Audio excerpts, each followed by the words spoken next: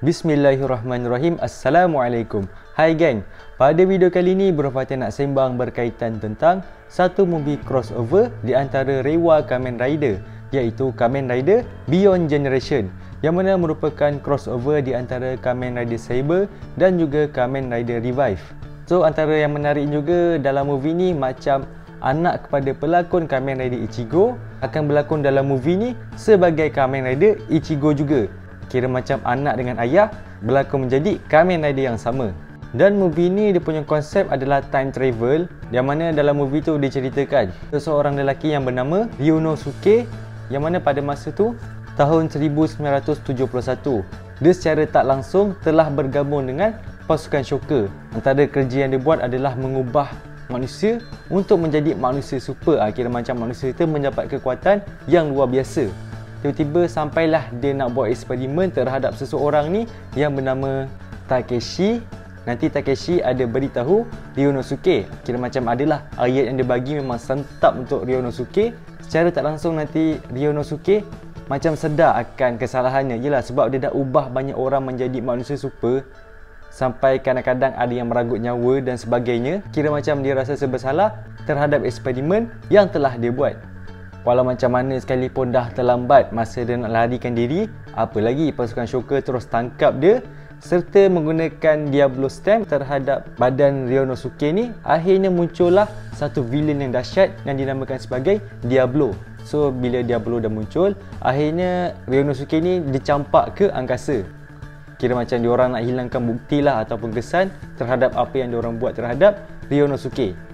Tiba-tiba masa dia campak ke angkasa tu, dia termasuk dalam satu lorong hitam, dan akhirnya masa dia bangun, dia nampak bumi tu dalam keadaan yang amat parah. Kira macam dah dikuasai oleh devil ataupun demon, yang mana pada masa tu telah dikuasai sepenuhnya oleh Diablo. So pada masa tu secara tak langsung dia terjumpa dengan seorang lelaki tua, yang mana dia ada menciptakan mesin time travel, dan dengan menggunakan mesin time travel tersebut dia pergi ke 50 tahun sebelum 2071 tersebut, ataupun 50 tahun setelah munculnya Diablo, iaitu pada tahun 2021. Boleh dikatakan merupakan tahun sebelum Diablo mendapat kekuatan yang penuh. So dalam tahun itulah dia perlu menghentikan Diablo. Tapi syarat dia perlu bergabung dengan anaknya yang hidup pada masa tu, iaitu Hideo. Cuma nanti kita akan nampaklah yang anak dia pada masa tu dah tua, dan ayah dia yang menggunakan time travel akan nampak muda. Kira macam anak tua, bapa muda. Tapi yang masalah dekat sini disebabkan ada kesilapan yang dia telah lakukan terhadap anaknya. Kira macam anaknya tak nak bekerjasama dengan dia. So kalau macam anak tak nak bekerjasama dengan dia, maka dia memang tak dapat kalahkan Diablo, yang mana syaratnya cuma satu, dia perlu bergabung dengan anak dia untuk menjadi Kamen Rider Century.